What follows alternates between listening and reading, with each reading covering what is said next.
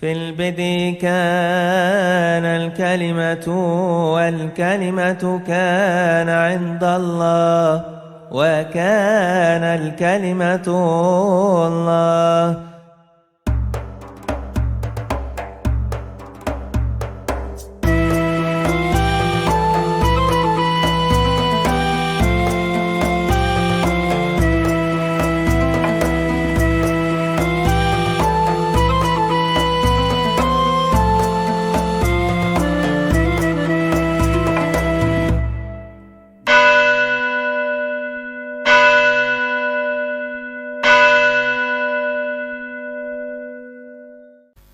Baru-baru ini ada satu perdebatan Yesaya 53, apakah itu digenapi dengan datangnya Yesus ataukah tidak. Nah, yang mau berdebatkan ini bukan orang Kristen sama Kristen yang percaya kitab Yesaya, atau Kristen sama Yahudi yang percaya sama-sama dengan kitab Perjanjian Lama, termasuk kitab Yesaya. Saya berpikirlah ini untuk apa? Mereka tidak percaya. Maka kemudian saya memberikan contoh bagaimana sikapnya orang Islam terhadap orang Yahudi dan Kristen, dan bagaimana sikapnya orang Kristen terhadap Yahudi dan Islam, dan sikapnya orang Yahudi terhadap Islam dan Kristen. Kan adil toh? Yang pertama-tama, kalau setiap agama itu kan memandang orang lain salah di luar dirinya kan nggak apa-apa juga. Dia memilih tuh. Ibarat kalau Anda memilih istrimu yang paling cantik, suamimu yang paling ganteng, ya berarti menurutmu lebih ganteng dari orang lain. Menurutmu lebih cantik daripada orang lain, itu pilihan pribadi. Tapi kenapa harus dibawa ke ranah publik, diperdebatkan, saling menghujat, saling membenci? Apakah itu suasana Indonesia yang kita kehendaki? Beragama kan bukan untuk bertengkar kan? Terus saya ditanya itu jawabannya sejuk-sejuk saja, teduh-teduh saja. Setiap agama itu kan punya pandangan tentang orang lain.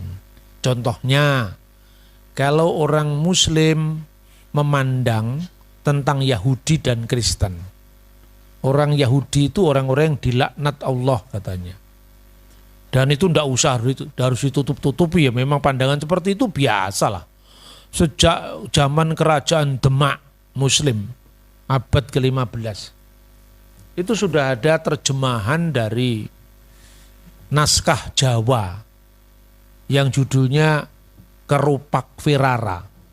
Nah, naskah itu sudah ada sebelum munculnya buku yang berjudul Handboek van Bunang, Ajaran Sunan Bunang. Itu kira-kira tahun 1500 awal sampai pertengahan ya. Ditulis bahwa dalam Kerupak Wirara itu sopo sing diarani wong sing dimurkai karo Gusti, yaitu orang-orang Yahudi. Karena terjemahan dari teks Al-Qur'an. Ghairil maghdubi alaihim. Bukan orang-orang yang kau murkai, lalu ditafsirkan yoiku dalane wong Yahudi. Itu dari bahasa Arab sebetulnya wahumul Yahud, yaitu orang-orang Yahudi. Waladolin, dan bukan jalannya orang yang sesat, yoiku dalane wong Nasoro kang nyimpang soko ajaran Islam. Ya ndak apa-apa. Wahumun Nasara alladzina dolu anil Islam. Saya ditanya itu biasa, saya biasa membaca naskah-naskah kuno. Oh, ini pandangan Islam pada waktu itu tentang Yahudi yang dilaknat Allah, Kristen yang sesat, ya biasa aja. Wong kita tidak mengaku sesat, biar aja orang lain menyebut sesat, ya kan?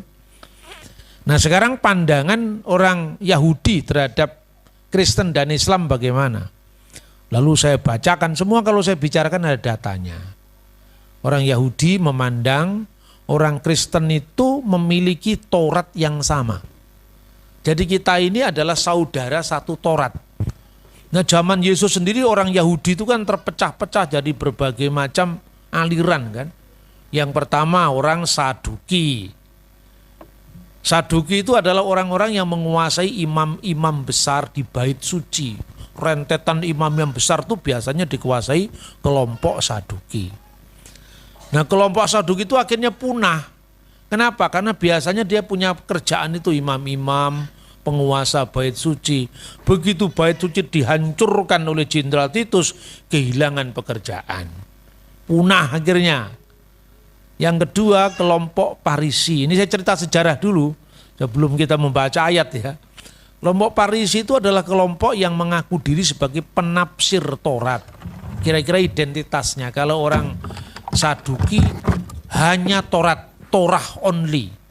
Tidak percaya dengan selain Taurat. Makanya karena dia tidak membaca kitab nabi-nabi, tidak membaca Mazmur, tidak membaca kitab-kitab yang lain, dan kitab Taurat itu kan terdiri dari 5 bagian. Kejadian, Keluaran, Imamat, Bilangan, Ulangan. Di situ kan tidak ada gambaran surga, gambaran neraka eksplisit kan nggak ada. Bahkan kalau misalnya seorang meninggal, misalnya Ishak meninggal, lalu dikumpulkanlah kepada para bapa leluhurnya. Itu artinya harapan akan kebangkitan. Lah orang Parisi melihatnya harafiah. Ya mati ya sudah mati, dikubur bersama leluhurnya. Maka orang Saduki tidak percaya dengan kebangkitan orang mati. Lalu Yesus mengatakan, Allah Abraham, Ishak dan Yakub adalah bukan Allah yang mati tapi Allah yang hidup. Lah kenapa? Karena dari Abraham dikenangkan kepada putranya, Ishak diajarkan kepada putranya Yakub. Kalau dia mati bagaimana ada mengabadikan yang lalu-lalu. Kita ini kadang-kadang secara tidak sadar, sebetulnya kita itu gak ada orang yang namanya ateis. Contoh, orang ateis tidak perlu percaya pada hari akhir, tidak percaya dengan surga, tidak percaya dengan neraka kan, termasuk saksi Yehova itu tidak percaya dengan neraka. Tapi enaknya sendiri dia percaya surga. Itu saksi Yehova itu. Neraka itu tidak ada. Sebenarnya ketika orang merasa tidak mengakui keabadian. Terus pernah ada orang mau bikin patungnya Lenin. Lenin tahu tokoh komunis di Rusia, di Uni Soviet waktu itu. Terus ada orang bertanya, Tuhan untuk apa patung ini dibuat? Bukankah Lenin sudah mati? Kan orang komunis kan kebanyakan ateis, tidak percaya Tuhan itu ada. Bukankah Lenin sudah mati? Bukankah Karl Marx sudah mati? Oh enggak, kita hanya mengabadikan kenangan atasnya. Ayo perhatikan, mengabadikan. Secara tidak sadar dia percaya tentang yang abadi. Makanya pernah ada seorang filosof ateis ngakunya waktu dia hidup. Karena dia masih sehat, ya, masih bisa makan sate kambing sebanyak-banyaknya. Orang lupa bahwa manusia itu dilanda kerentaan akhirnya. Dia memproklamirkan Allah sudah mati, katanya Friedrich Nietzsche. Tapi di akhir hidupnya, ketika teman-teman seangkatnya sudah pada lewat, sudah pada berangkat ke alam sana, dia tidak punya teman dialog. Lalu dia mengeluh. Kepada siapa keluhannya? Teman sejawatnya tidak ada. Dia berdoa dengan doa yang mengharukan meskipun dia tidak mau disebut doa. Tuhan yang asing bagiku.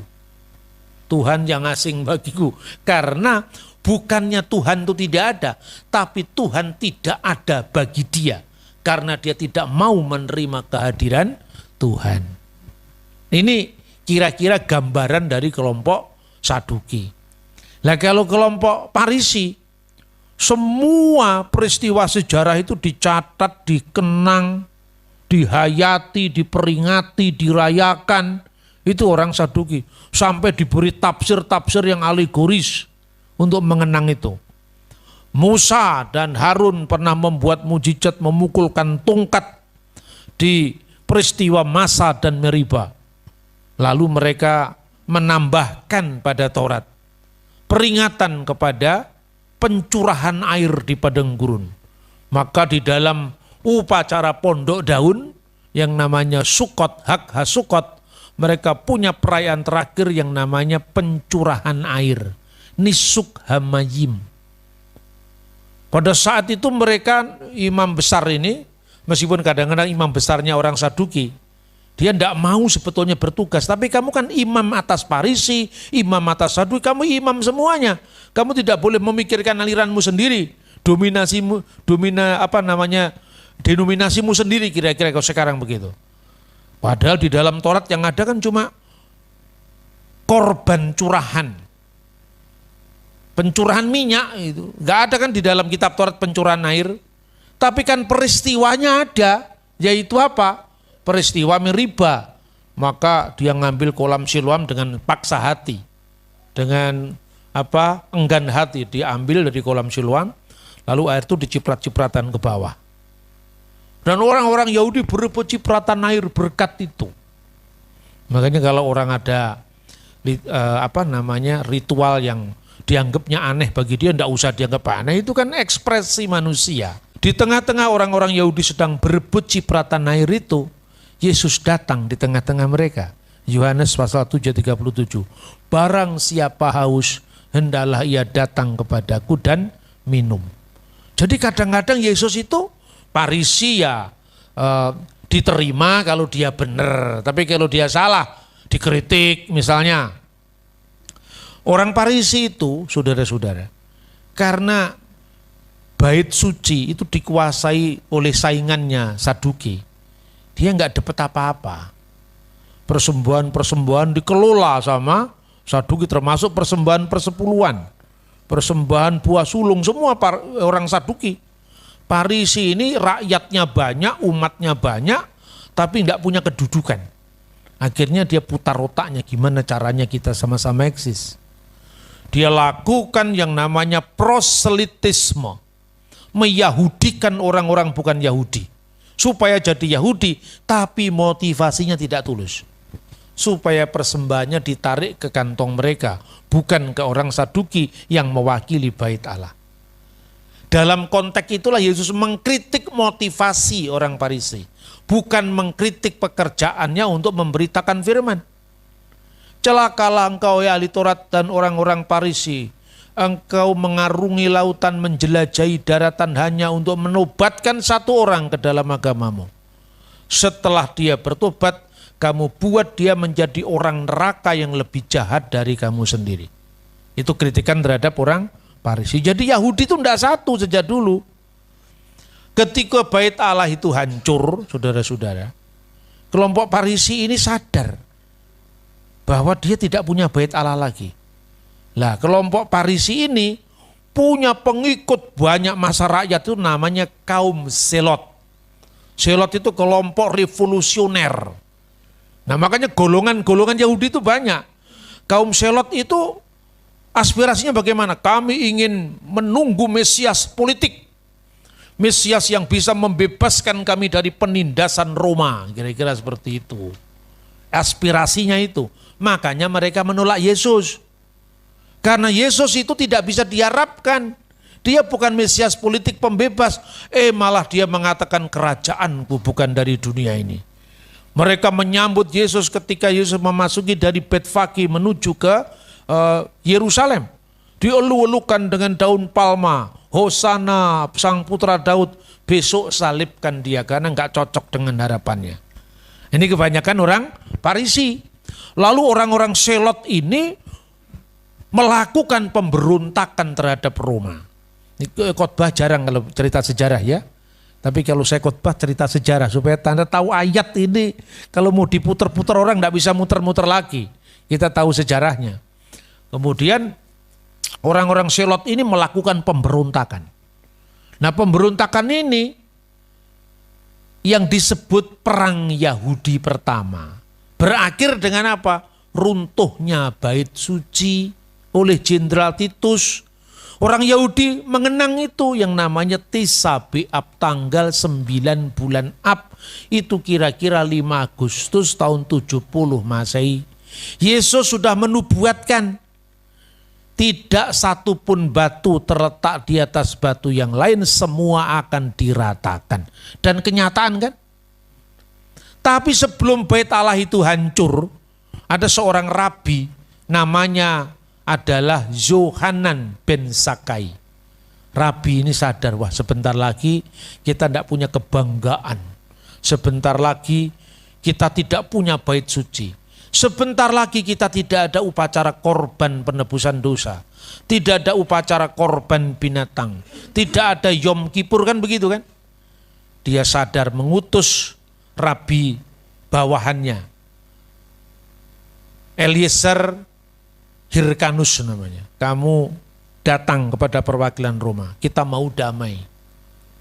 Mohonlah pengampunan. Kita pasti akan kalah. Sebentar lagi bait Allah ini akan hancur. Maka Hyrcanus itu datang dan diterima oleh perwakilan Roma. Apa yang ingin kamu kehendaki? Saya ingin punya sebuah kota Yahudi yang jauh dari hingar-bingar politik kota Yerusalem. Kami tahu kami akan kalah. Kami tahu kami akan kehilangan bait Allah. Lalu diberikan kota yang namanya Yamnia atau Yapni, sekarang dekat kota Tel Aviv. Disitulah Yahudi ini menjadi Yahudi reformasi. Yahudi tanpa bait Allah, Yahudi tanpa korban, Yahudi tanpa tabut perjanjian, Yahudi tanpa perayaan-perayaan besar.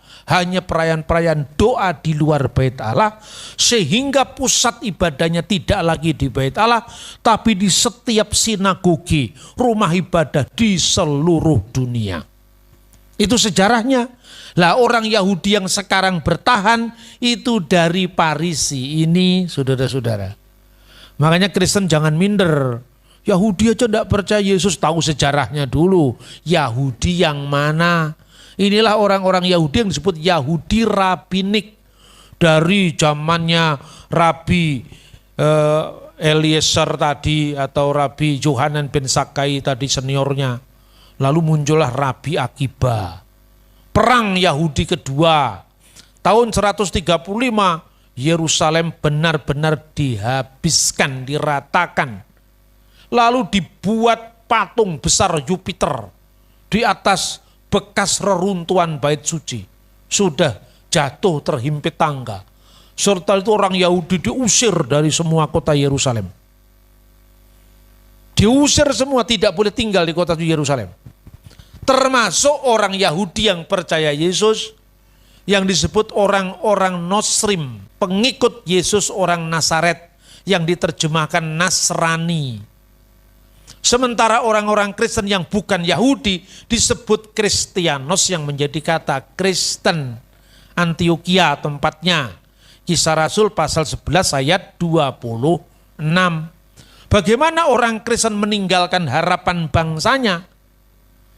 Karena orang Kristen mengatakan, ketika pergerakan kebangsaan itu tidak membawa-bawa nama Mesias, saya sebagai orang Yahudi saya ikut. Makanya muridnya Yesus ada yang namanya Simon orang Selot kan. Selot itu yang kelompok garis keras itu. Tapi begitu perang Yahudi kedua tahun 130, murid-murid ini melepaskan ikatan dengan orang-orang Yahudi. Kenapa? Karena Rabi Akiba mengangkat Simon sebagai Mesias Israel. Simon dalam perang Bar Kokhba itu diangkat sebagai Mesias Israel. Lalu dia mengatakan, saya tidak percaya lagi kepada harapan bangsa ini. Kami orang Kristen memisahkan diri. Simon Bar Kokhba tadi diangkat jadi Mesias kan. Simon si putra bintang. Kenapa orang Kristen tidak mau bergabung? Karena kami tidak punya Mesias kecuali Yesus Kristus. Kami tidak punya juru selamat kecuali Yesus Kristus. Kami tidak percaya dengan juru selamat politik. Kristen memisahkan diri. Dan mereka hijrah ke kota yang disebut Dekapolis.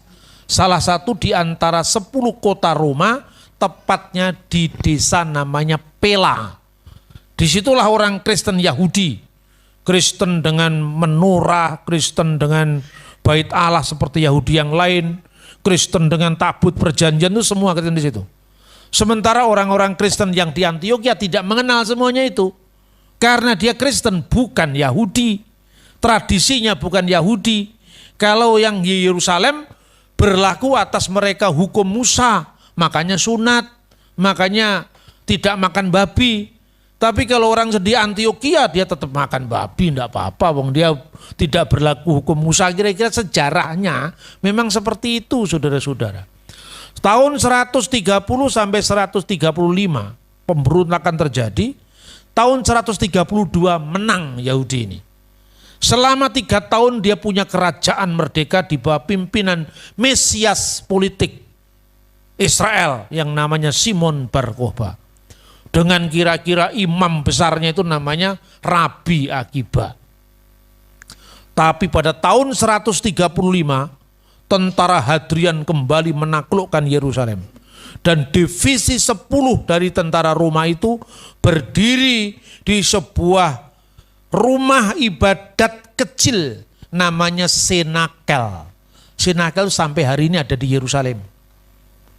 Dan dia menyaksikan, ini catatan sejarah ini, yang nulis adalah Epifanius dari Salamis.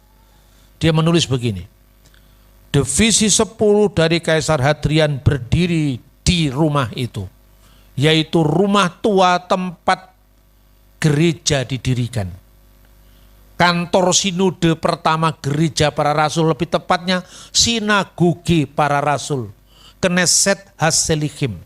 Ketika Yerusalem semua hancur rata, penuh ratap tangis, hanya ada satu rumah yang tidak tersentuh oleh api. Rumah itulah rumah tempat Roh Kudus dicurahkan. Rumah itulah rumah tempat Yudas digantikan oleh Matias. Rumah itulah tempat ibunya Yohanes yang disebut Markus, yaitu bernama Maria. Rumah itu yang bertahan sampai hari ini. Dan ketika Yesus mengatakan kamu akan menjadi saksiku di Yerusalem, di Yudea, di Samaria, sampai ke seluruh ujung bumi. Itu merujuk kepada Yerusalem dan rumah kecil itu. Yang satu tinggal tembok ratapan, tembok ratap tangis, tembok barat itu.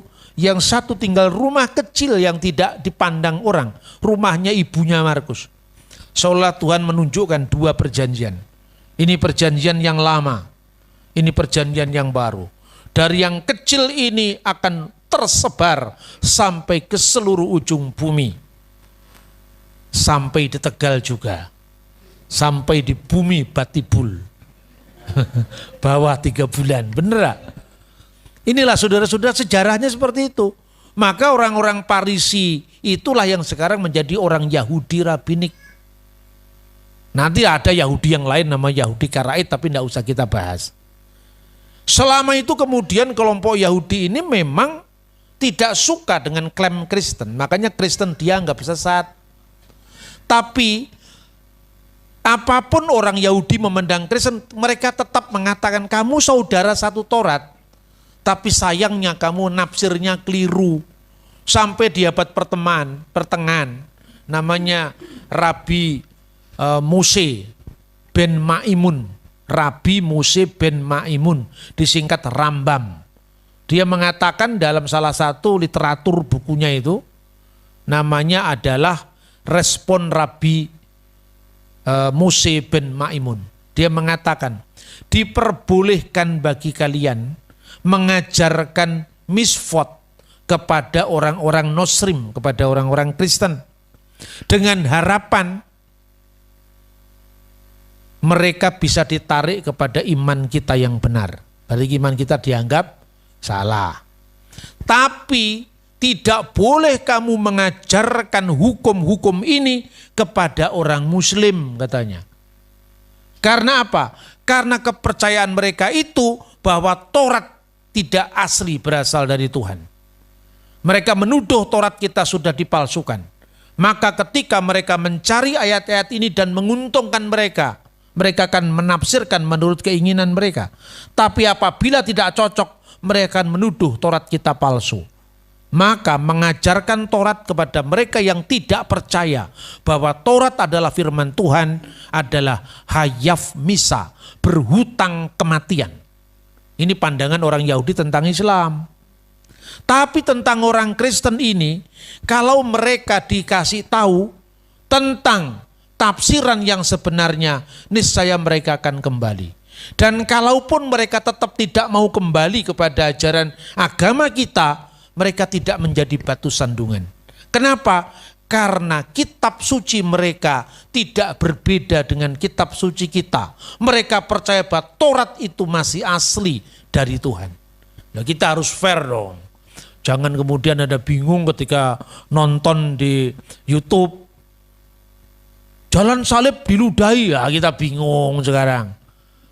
Ya yang ludah-ludah begitu minoritas kecil itu. Orang Kristen waktu jalan salib, orang-orang Katolik itu diludahi sama Rabi Yahudi.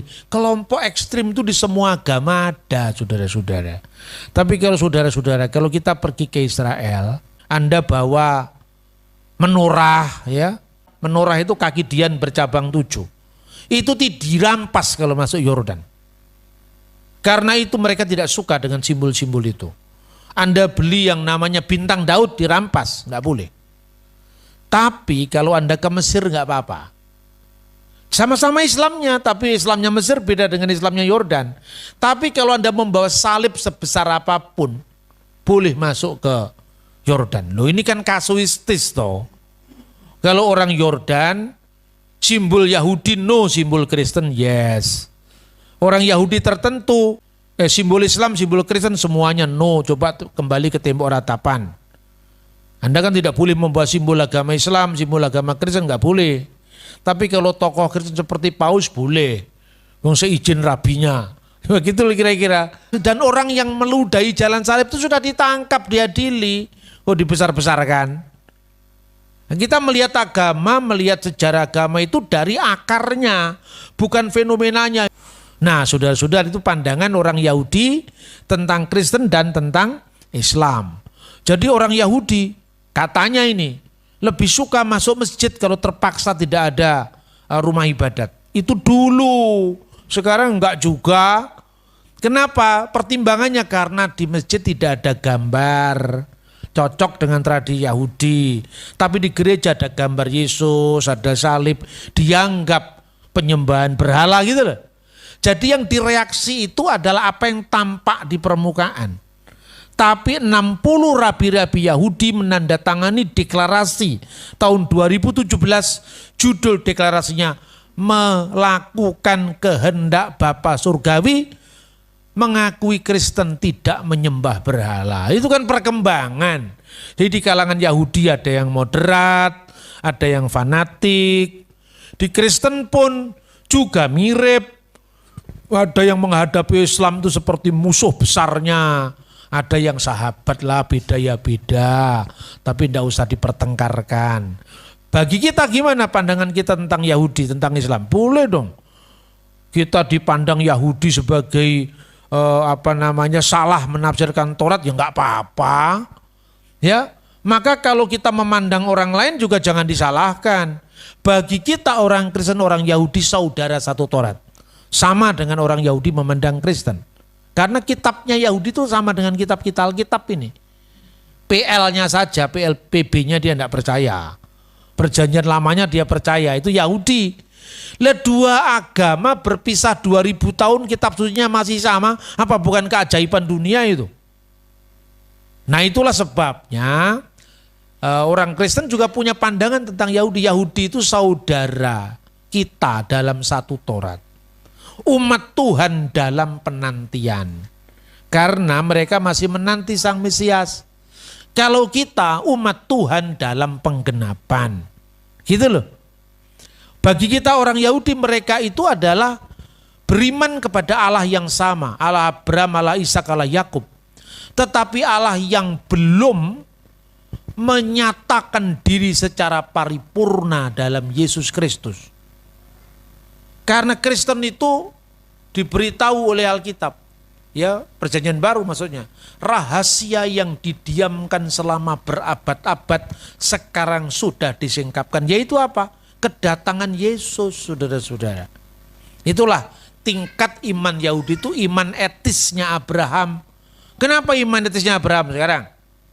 Karena Abraham suruh berangkat, dia tidak tahu alamatnya berangkat kok dia. Kalau bukan iman bagaimana? Pergilah kamu ke suatu negeri yang akan kutunjukkan kepadamu. Dia belum tahu tempatnya. Kok mau berangkat dia? Itulah yang namanya Abraham diikat oleh kesetiaan Allah yang tidak kelihatan. Makanya monoteisme Yahudi, monoteisme Abraham. Dia taat tapi dia tidak tahu apa yang diimani atau belum tahu yang diimani.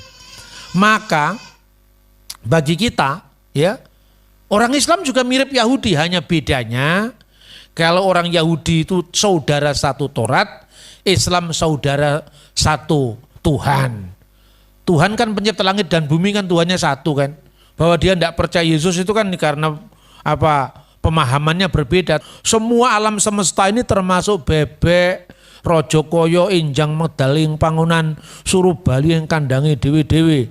Ceritanya wayang itu. Sampai uget-uget kan ciptaannya Gusti Allah. Tapi dia percaya Taurat, tapi Taurat yang dipikirkannya sendiri. Ya, maka banyak orang yang salah memahami Taurat. Itu umat Tuhan juga, tapi umat Tuhan dalam kebingungan. Bukan umat Tuhan dalam penantian kayak orang Yahudi. Ya. Kemudian monoteisme itu ada 3. Yang pertama monoteisme setan. Loh, kok ada monoteisme setan? Lah Anda pikir setan gak percaya bahwa Tuhan itu esa? Ayo sekarang. Yakobus pasal 2:19. Kamu percaya Allah itu satu? Itu baik. Tapi setan-setan pun percaya itu dan gemetar. Artinya setan itu kalau sekedar Tuhan itu satu.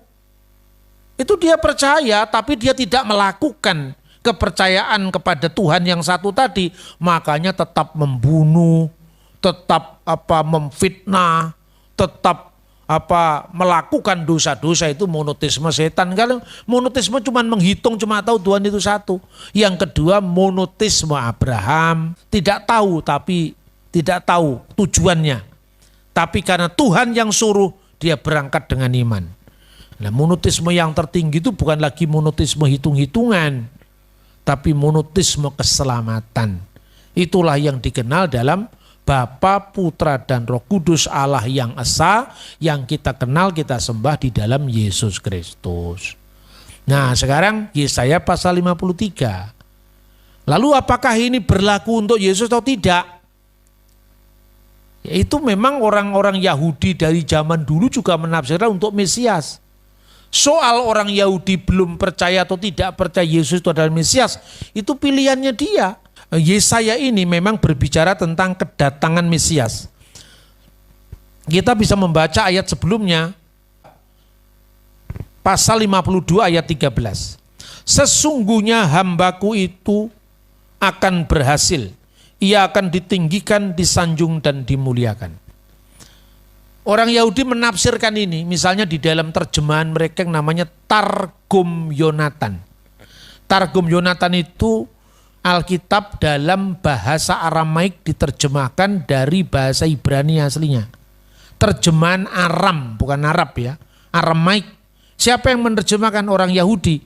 Diterjemahkan apa? Yesaya pasal 52 ayat 13, Targum Yonatan.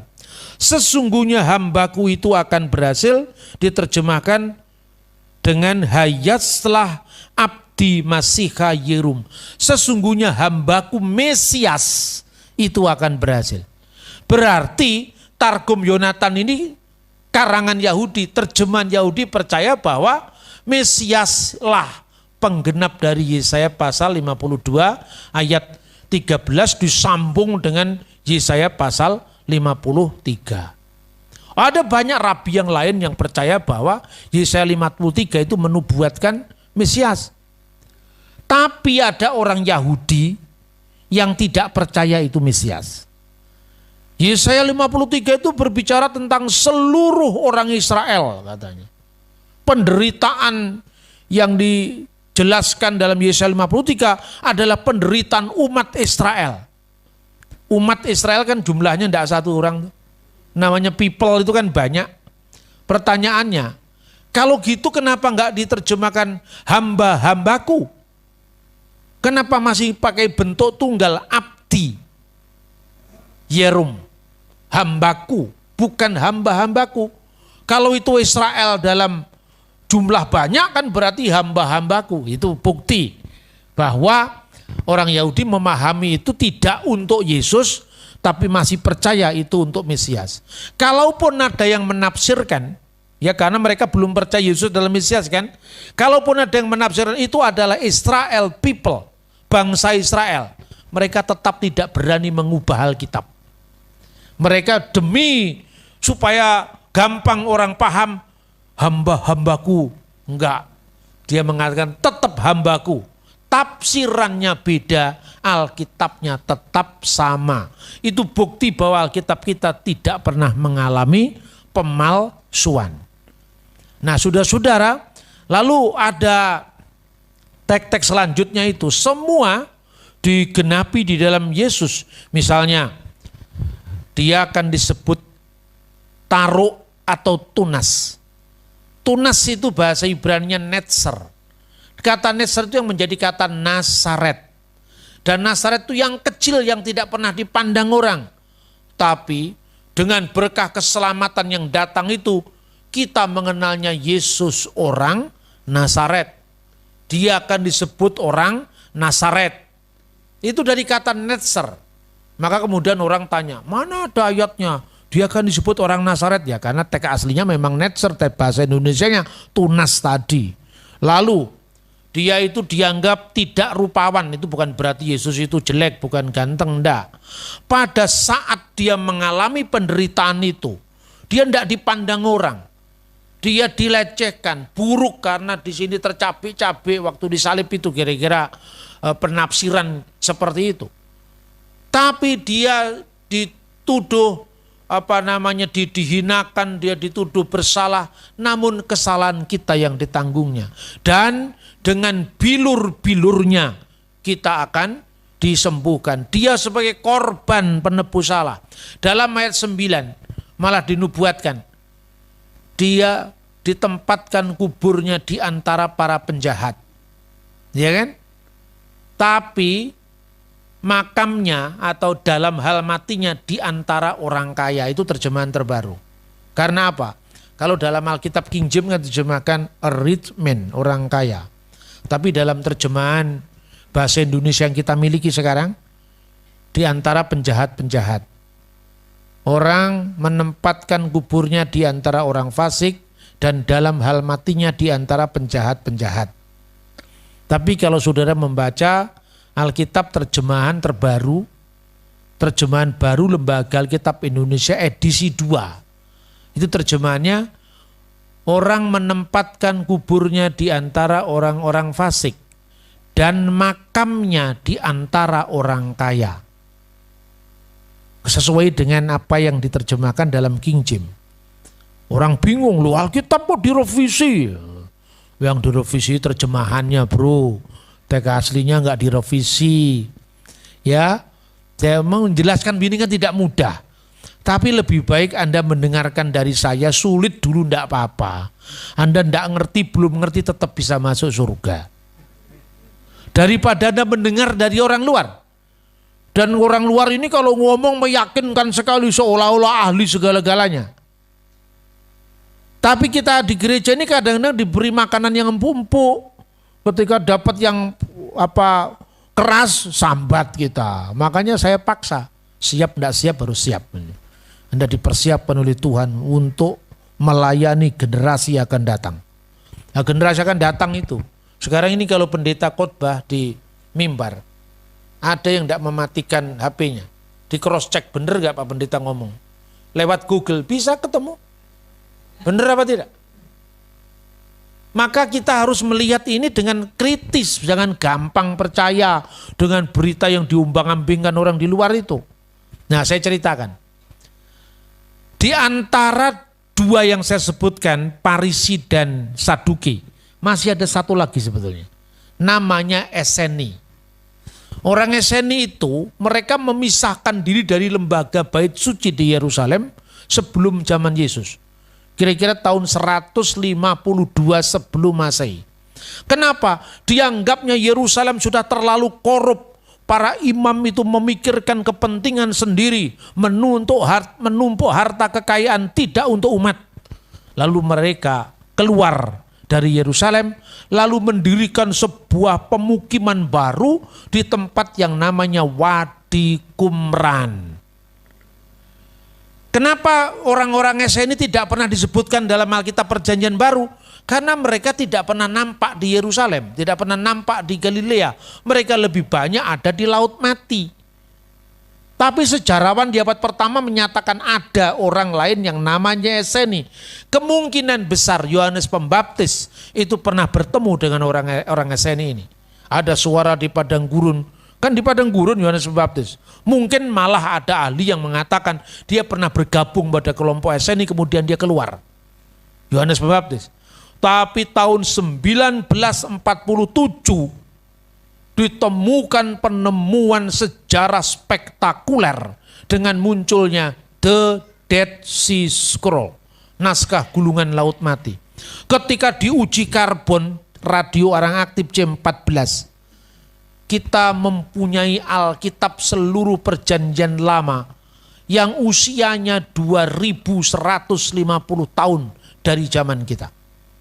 Nah gitu dituduh palsu, kita naskahnya yang usia 2100 tahun aja ada. Itulah yang namanya The Dead Sea Scroll. Sebelum penemuan The Dead Sea Scroll, Alkitab Perjanjian Lama kita yang paling tua berasal dari abad 9 akhir, tahun 900-an, sampai abad 11, awal tahun 1000 Masehi. Itu yang namanya naskah Masoretik yang dipakai oleh orang-orang Yahudi dan Kristen. Dengan penemuan Laut Mati kita memiliki naskah yang usianya 1000 tahun lebih tua lagi dari naskah yang tertua. Nah, coba sekarang agama mana yang punya naskah kitab suci usianya lebih dari 2000 tahun? Loh, tapi kenapa Kristen kok nggak terlalu pede dengan kitab sucinya? Karena kita hanya mengenalnya dari terjemahan demi terjemahan. Padahal teks aslinya terpelihara sampai hari ini.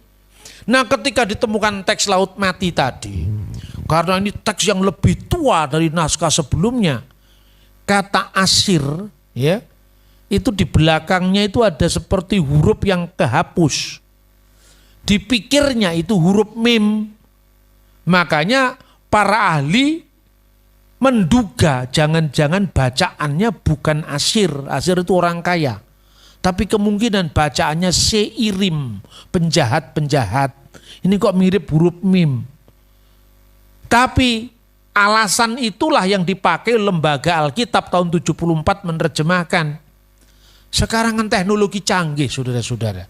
Ditemukan teknologi sinar ultraviolet.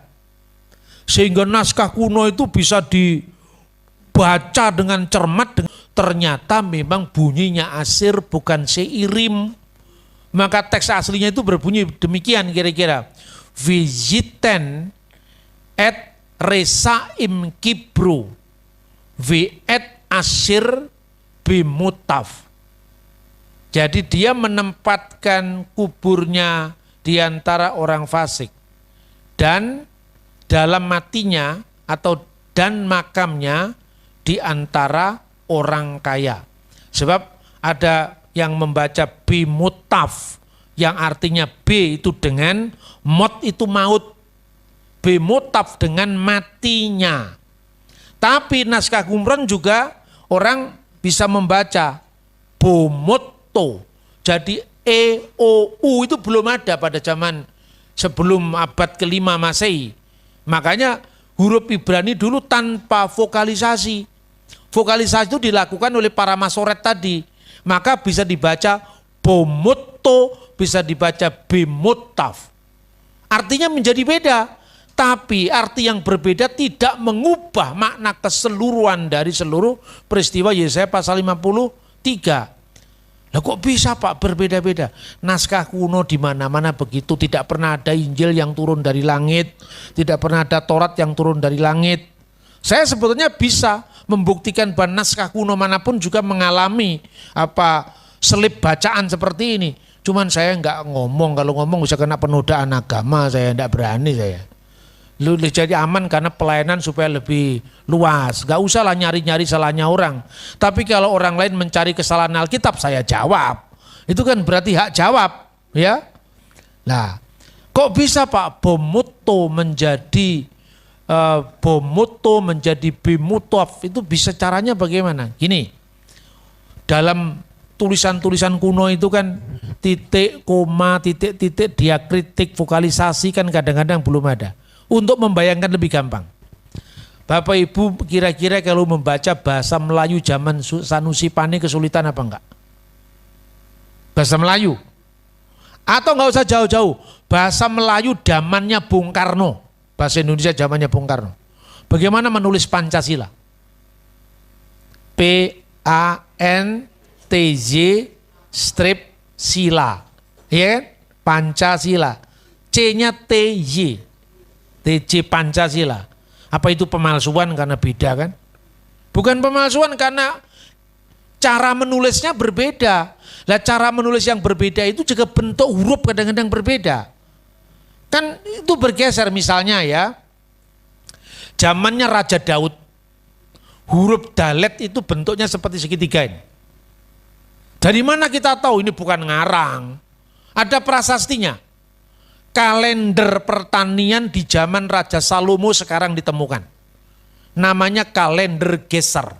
Cari aja di Google, Geser kalender. In the time of King Solomon, muncul di situ. Sekarang ini semua sejarah itu bisa terungkap.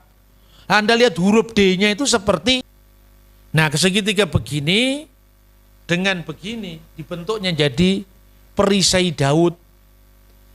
D itu artinya nama Daud. Nama Daud itu nilainya 14. Dalet itu nilainya 4. Vav nilainya 6. Dalet nilainya 4 tambah 6 tapi jumlahnya 14. Makanya inilah silsilah Yesus Kristus anak Daud anak Abraham. Sefer Toledot Yesua Hamasiah ben David ben Abraham. Dari Abraham sampai pembuangan Babel berapa jumlahnya? 14. Dari pembuangan Babel sampai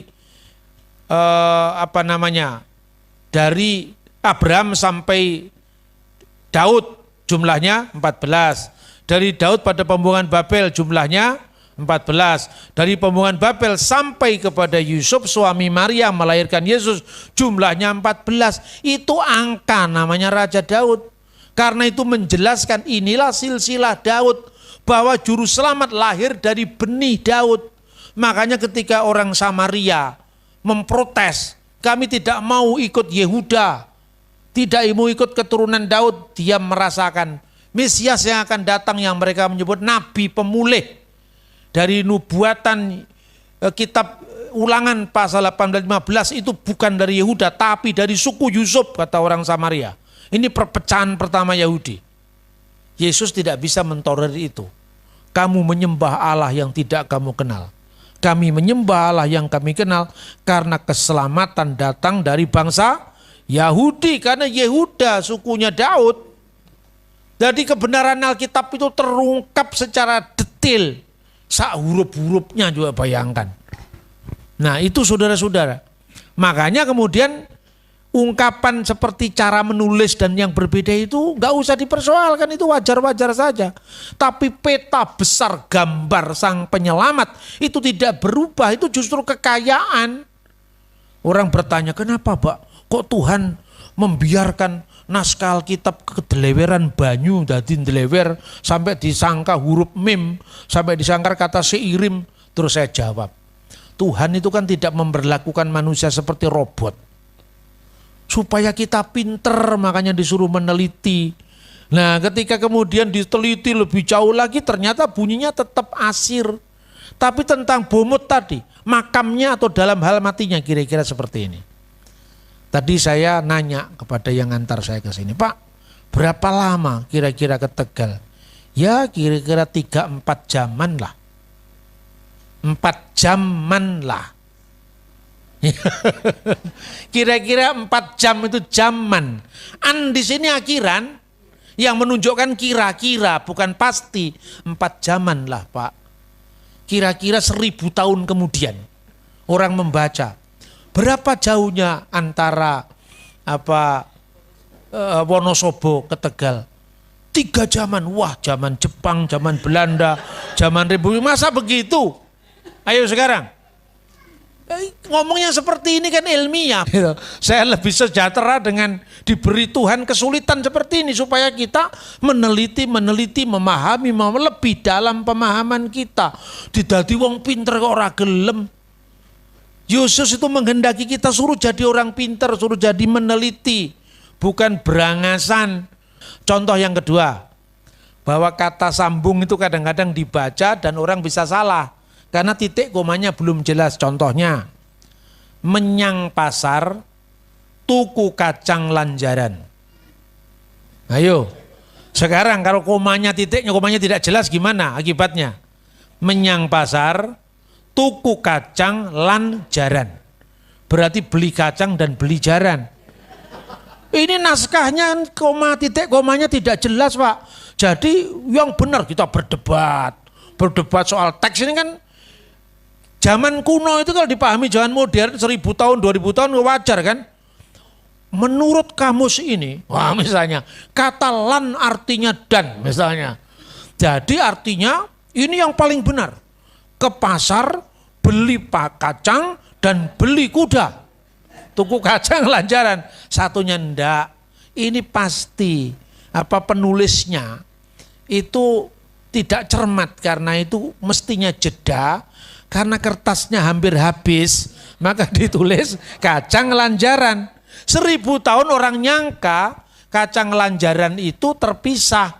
Padahal kacang lanjaran itu kacang panjang. Paham nggak? Kira-kira gampangannya gitu kan? Makanya kalau saya ajak ngomong bahasa Ibrani kan kesulitan. Tak kayak contoh tuku kacang lanjaran. Nah sekarang, ketika teks itu tidak jelas, apa ndak ada cara lain? Ada, arkeologi, sejarah. Coba baca buku sejarah. Pasar-pasar di Jawa pada abad 19 biasanya di bawah pohon beringin. Lalu penjual kacang, penjual madu, penjual bumbu-bumbu, penjual daging ada di bawahnya. Mereka hanya pakai tikar. Karena itu kalau bangkrut namanya gulung tikar. Benar apa tidak? Karena dagangnya pakai tikar. Bahasa ini muncul karena konteks. Gitu loh saudara-saudara. Nah, jadi tidak mungkin secara arkeologi berdasarkan sejarah dan temuan biasanya pasar kuda itu terlepas dari pasaran kacang dan sayur-sayuran. Maka teks ini tidak mungkin diartikan kacang dan jaran gitu loh. Paham nggak? Makanya baca Alkitab itu tidak hanya butuh teksnya di otak-atik, tapi konteks sejarahnya dan arkeologinya. Itulah hebatnya Alkitab. Amin. Ternyata ini clear semua. Nah, kapan penggenapannya? Yesus disalibkan di antara dua penjahat. Ya kan? Yang sebelah tetap menghujat. Yang sebelahnya bertobat. Yesus, ingatlah akan aku apabila engkau sampai di kerajaanmu. Lalu Yesus bersabda, sesungguhnya hari ini juga engkau bersama-sama dengan aku dalam Firdaus. Itu dalam Injil Lukas. Jadi mereka merencanakan karena matinya Yesus itu mati sebagai kriminal di mata Roma. Maka dia mesti dikuburkan di antara para kriminal. Tapi karena tidak ada kejahatan dan tipu tidak ada di mulutnya. Apa alasannya dia harus menguburkan di antara para penjahat? Maka kuburnya di antara orang kaya. Siapakah dia?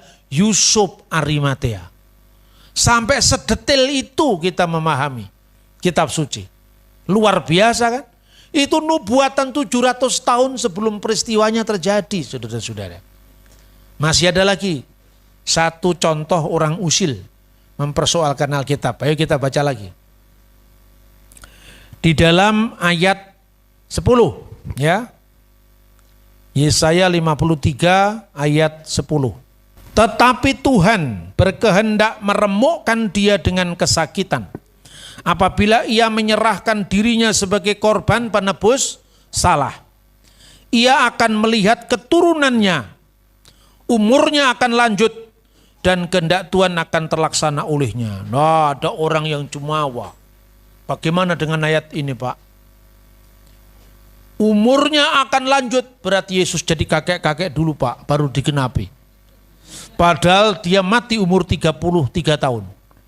Bagaimana ayat Alkitab tidak konsisten, katanya nubuat ternyata salah. Ya jangan keras-keras dulu ngomongnya. Golek keliru malah izin. Yang kedua dikatakan, di antara ia akan melihat keturunannya. Keturunannya itu benihnya. Itu sebetulnya bahasa aslinya nafsu yir'eh zera. Keturunan itu. Dia akan melihat benihnya. Lah benih itu maknanya bukan hanya benih jasmani, tapi juga benih rohani. Kata itulah yang dalam perjanjian baru juga pernah dijumpai dengan padanannya dalam bahasa Yunani. Karena kita ini dari keturunan Allah. Apa ya Gusti Allah itu beranak kan ya enggak.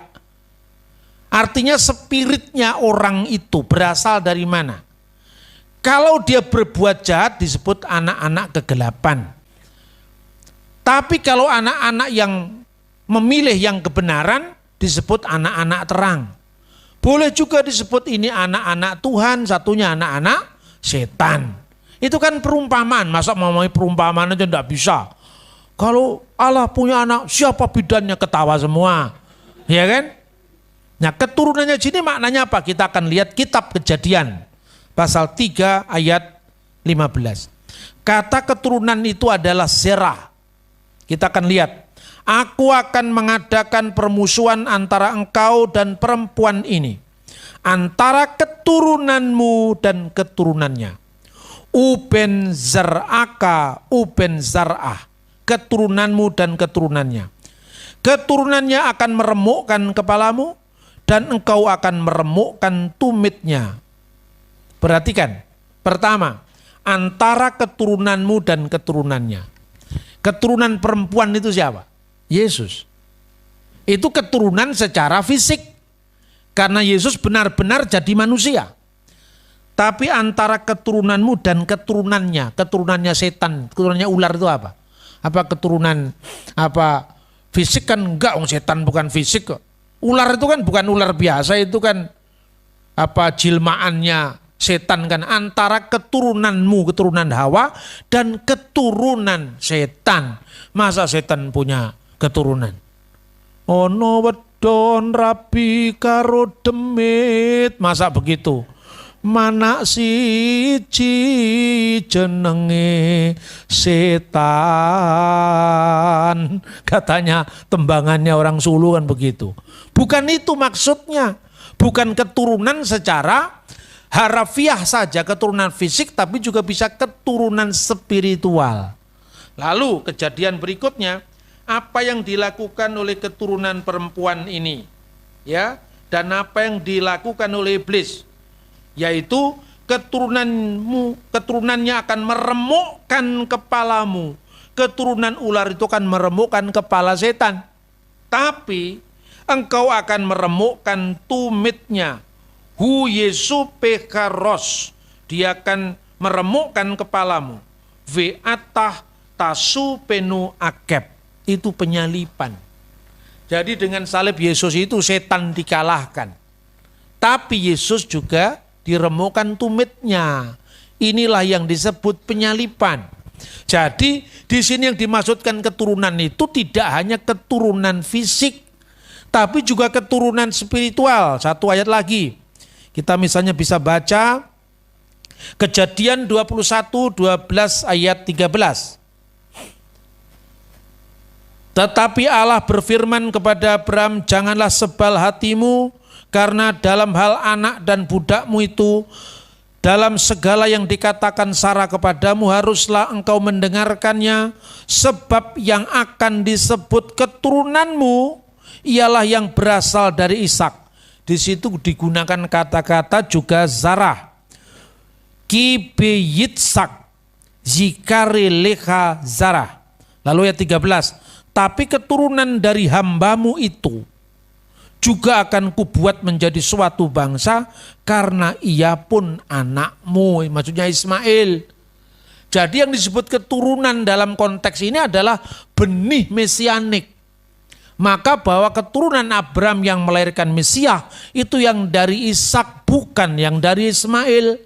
Makanya orang Yahudi terlepas dia belum menerima Yesus atau menolak Yesus, doanya Baruch atah Adonai Elohenu melek haolam, terpujilah engkau ya Tuhan Allah kami Raja yang kekal, Elohe Abraham, Allah Abraham, Elohe Yitzhak, Allah Ishak, Elohe Yakub, Allah Yakub, Magen Abraham, perisai Abraham. Tidak ada kata-kata Elohe Ismail. Bukan berarti Ismail dikutuk, tidak. Tapi Ismail bukan jalur mesianik di mana sang Mesias akan dilahirkan. Ini soal iman Yahudi dan iman Kristen. Jadi yang Ismail tidak boleh protes karena memang bunyi ayatnya seperti itu. Ya. Terus yang kedua, terakhir ini sekarang. Dan katanya dalam kitab Yesaya tadi, umurnya akan lanjut Ya'arik Yamim, dan kehendak Tuhan akan terlaksana Ya'arik Yamim. Yamim itu hari-hari. Hari-harinya akan terus berlangsung, akan lanjut hari-harinya, akan lanjut usianya. Pernahkah Anda berpikir Yesus jadi kakek-kakek tua? Tidak harus. Di mana ayatnya? Coba kita baca lagi. Kitab Daniel. Ya, kitab Daniel pasal 7 ayat 13 sampai 14. Aku terus melihat dalam penglihatan malam itu, tampak datang dengan awan-awan dari langit seorang seperti anak manusia, datanglah ia kepada yang lanjut usianya.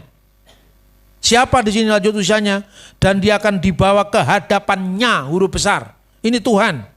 Lalu diberikan kepadanya kekuasaan dan kemuliaan dan kekuasaan sebagai raja.